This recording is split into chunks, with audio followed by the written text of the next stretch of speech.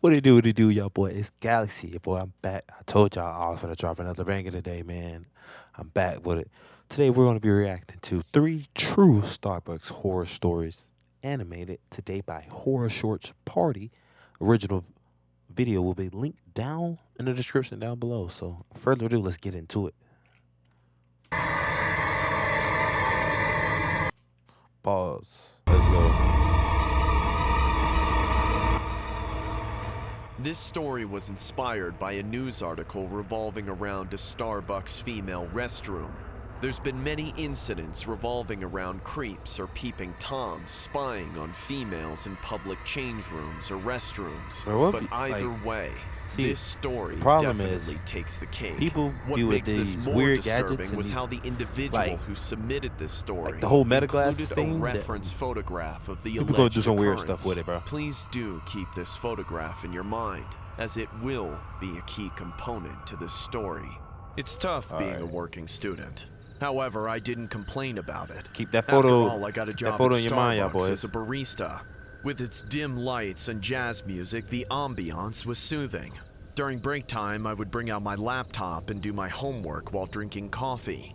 However, one day I received a disturbing DM from a random guy who we will call Chris Patterson. It was a video clip of me entering a cubicle, taking down my underwear and urinating. Bro, what? Yeah. We gotta smack him. On the camera's angle, I could instantly tell that it was placed underneath the toilet seat. Whoa, dude. It was disgusting. I felt violated. I sent him a DM saying, "What the F is your problem?" The perverted man replied in a casual tone, saying, "I want you to be my girlfriend. It's that simple. If you don't give me what I want, I'll leak it on the internet." Nice try. Did you actually think you could blackmail me with something like that? Wow. Over my dead body. He might have more pictures. If he did something like that, he got way more pictures. What you wish for, Anna Smith. And that's how we ended our conversation on Instagram. Without a moment to lose, I contacted the police and filed a report against this maniac. A few hours later, I received a call from one of the officers saying that it was difficult to locate the suspect, since he was using a false name and a fake account on social media. However, they reassured me that they'd keep looking into it. When I arrived home, I received another call from an unknown source. I answered it anyway, and I heard the voice of a man chuckling on the other end. Who is this? I asked curiously, but I received no response. Instead, he snickered incessantly. I said, "Who is this?" The man on the other end of the phone harumphed, seemingly trying to contain his excitement. Moments later, he replied, "It's me, Chris. I can't stop thinking of you, baby. I sent you a little gift." A little gift? I confirmed, feeling Oh, hell no. Hell no. a bit anxious. Get the fuck off the phone Go to immediately. your porch, Cupcake. You'll find something on the floor. He teased, clearly messing around with me. As soon as I stepped on the porch, I saw a Starbucks cup on the floor. And you go to when the I picked porch? it up, it had my name on it, and my lipstick mark still on the cup. My heart throbbed fast as I searched my surroundings, feeling paranoid. Still on the phone, he aggressively said, "I know you called the police, Anna. I know everything about you. You don't see me, but I see you. So try doing it again. I'll visit your parents' house 15 blocks away from where you live. Then I'll kill all of you." I couldn't utter a single word out of fear. Having noticed that he had my full attention, the man instructed me to be his girlfriend for a week, doing everything a boyfriend and a girlfriend should be doing together. Hence, I did as he imposed. He coerced me to meet with him at Starbucks on my day off. As I entered the coffee shop, I noticed an old, scruffy-looking man who seemed to be in his 40s. He had messy white hair and a demonic smile. Wearing denim pants, a black leather jacket, and a red turtleneck shirt, I was under the impression that he desperately wanted to look young and cool. He waved his hand at me, and I knew that he was Chris. He gestured for me to sit beside him. So that's what I Bro. did, even when I hesitated No, deep bro. inside. No, He told bro. me that he had already ordered us some drinks and asked if I wanted any pastries, but I shook my head in firm disapproval. I see. Well, you don't have to be shy, he said, drooling. My body was as stiff as a wooden plank. I couldn't help but feel uneasy being next to this creep. Then, moments later, he fondled my hand, and then eventually my lap. I jerked and asked him in a low tone to avoid drawing attention to us. What the hell do you think you're doing? What do you mean?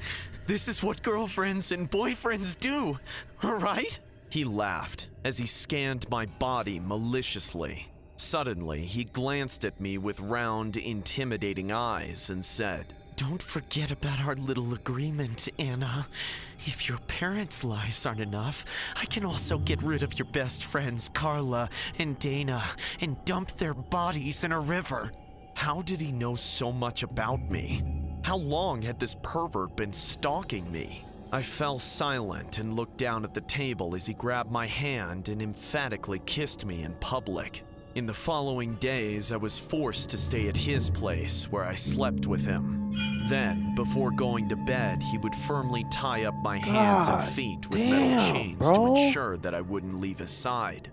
2 days before the end of our Damn, deal, bro. my parents called me on the phone to visit their house for a family reunion with my aunts, uncles, and cousins. The creep heard everything and insisted that I take him along and introduce him to the family as my boyfriend. When we arrived at my parents' house, my entire family was shocked to see that I was holding hands with an old man. Mom and Dad knew my taste in men and were ultimately confused. However, to avoid disrespecting their new guest, my dad patted him on the back, while my mom invited him to the dining area, where he could enjoy a sumptuous meal. Oh While he my was busy God, introducing bro, this himself is to my relatives, horrible. my mom gestured for me to follow her into the This kitchen, is so where she hugged me horrible. and asked, Honey, where did you get these bruises? And who really is this guy? I wanted to tell her everything. But when I glanced at Chris, who was sitting comfortably on a chair, he was staring at me with menacing eyes as he fiddled with a steak knife. Without a single word spoken, I knew he was warning me about hurting my family if I said anything to my mom. So I withdrew my initial thoughts and lied to my mom. I told her that I had an accident at work earlier that week and that Chris had nothing to do with them. While everyone was laughing in sheer bliss in the other room, I was silent and tense. 1 week eventually passed and I was finally free. Chris kept his word, but this incident would haunt me forever. Since then, I left my job and avoided using public restrooms. Weeks later, I went to grab a coffee at the same Bro. Starbucks and saw the same creep with another woman. "Give me a kiss, Cupcake. You don't have to be so shy." The woman seemed just as tense as I was. When the man gazed at me, he gave me a wink, and I knew this was going to be a never-ending cycle. I feared for my family's life and my best friend's too, forcing me to stay silent about this incident. Until now. Technology has reached the point where sometimes even cameras are difficult to see. And police say one was hidden attached to a toilet in the bathroom of a Starbucks. Happened at the location on Outer Drive just off the side of the freeway.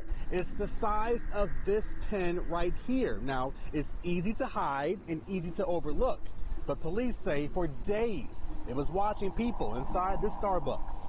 You couldn't see it, but the person on the other end of this camera definitely can see you.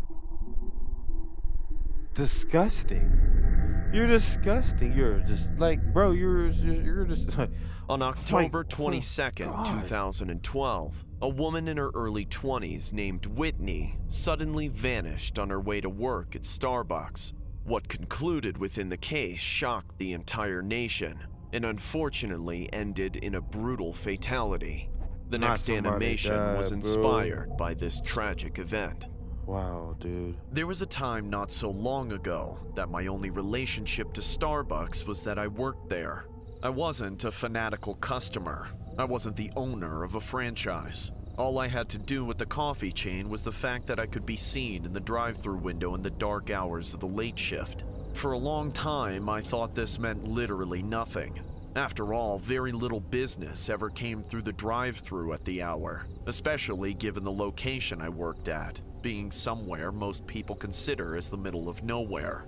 Most people were just stopping by to get some caffeine I so they kinda could like continue Starbucks a with little their bit, overnight especially at drives breakfast. across the middle of the country. The inside was closed anyway, but I doubt most of them would have considered staying for long if it was. It wasn't an urban craft coffee house. It was just a rural Starbucks. Hi, welcome to Starbucks. How may I take your order? Yeah, so, I'd like a grande iced caramel macchiato with extra vanilla sweet foam, 2 pumps of caramel syrup, 2 pumps of Oh my mocha syrup with Jesus. soy milk and brown sugar topping. Oh my. Oh, and Jesus. 2 extra shots of espresso. I never understood how people could put such diabetic abominations into their bodies and continue to function normally. And it always amused me how they seemed allergic to real cow's milk, as if it was unhealthy or something, when they were about to consume enough sugar to put a toddler into a coma. But that's beside the point. Because for all the silly sorority girls and giggling frat boys coming in to order this I'm unholy sorry. concoction That didn't sound or good to me. another, none Maybe of them caused some of you anybody guys any like that, harm, but that didn't except sound good to maybe me, to man. their own pancreas. Actually, as a matter of fact, when I look back on those people now, I tend to see them as fond memories of a simpler, more innocent time in my life. More than anything, I wish I could go back to my old life of standing in that drive-thru and feeding people's addictions to caffeine and sugar. Unfortunately, there's just no way that's going to be possible. Not after what happened that night.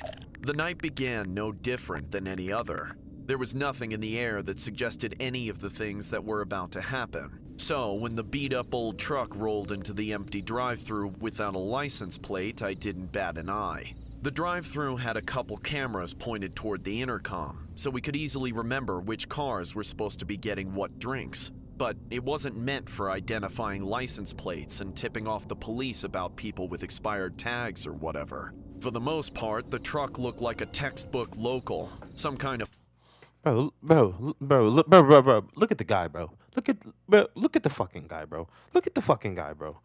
farmhand or factory worker getting roped into some late-night work and stopping in for some coffee. The man inside of it, however, was somehow even worse for wear. Hi, welcome to Starbucks. How may I take your order? Your voice sounds just perfect. What do you look like? Yeah, you'll find out when you come around to pick up your order. What would you like to drink? You guys do all those fancy coffees, right? I guess I'll get a large hot latte with 2 globs of Starbucks saliva, 2 locks of barista hair, and What? Sir, this isn't funny. You'll have to order something on the menu, please. Oh, I'm not trying to be funny, sweetheart. I'm serious. I'll give you the biggest tip of your life if you splash some of your very own urine in my drink. I'm not putting up with this. Would you rather speak to my manager, sir? Oh, I want you to serve me.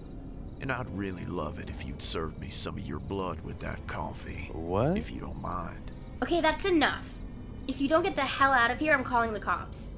I dealt with some seriously rude and disrespectful customers What the before, hell? but this guy certainly took the cake. I watched him drive off from the intercom, hoping that he would just be some creepy old dude playing some kind of crass joke on a college student, and that he would drive off and not stop at the window.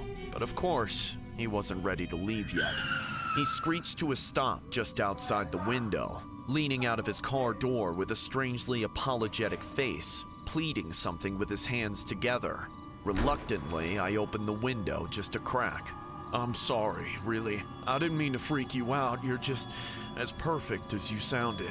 You know, you have the most beautiful blonde hair. Such long, sultry hair. Anyway, I'm sorry about all that back there. I just want a black coffee. I wasn't sure what to make of the situation. He seemed like he was just some out-of-touch old creep trying to prey on some younger women, which obviously is a terrible thing to do, but I Please don't wasn't serve the worried coffee. about men like that. Please I don't worked serve at the a coffee. rural Starbucks, and that Don't was serve the something I'd had to coffee. handle a lot of. Do not I could serve the handle coffee, myself bro. around creeps like him. It wasn't worth getting reprimanded to deny him service. And how will you be paying? He held out a clenched fist while he stared at me with hungry, wrinkled eyes, almost drooling over his sagging chin.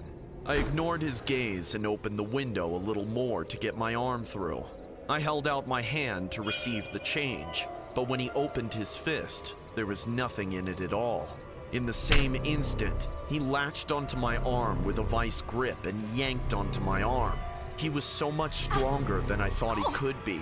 He pulled me right out through the window and into his car. Right as I got the time to react, just beginning my struggle against him, he struck me over the head with something like a hammer, and I blacked out. When I came to, I was bound to a table, my legs chained up to the ceiling, my clothes nowhere to be found. I realized that I was in that man's cellar when I saw him standing behind a camera on a tripod. I thought I knew what was about to happen, but I had no idea. Do you know what the Starbucks mascot looks like? No, please just let me go. You! The mascot looks like you stupid girl! Here's something else I bet you didn't know. The mascot is a mermaid, and I'm gonna make one out of you! No, please don't!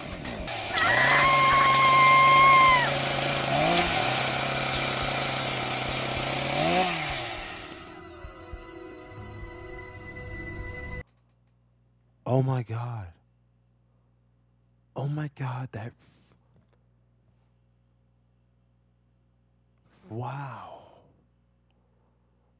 Wow. I've been the head barista at my local Starbucks for several years now.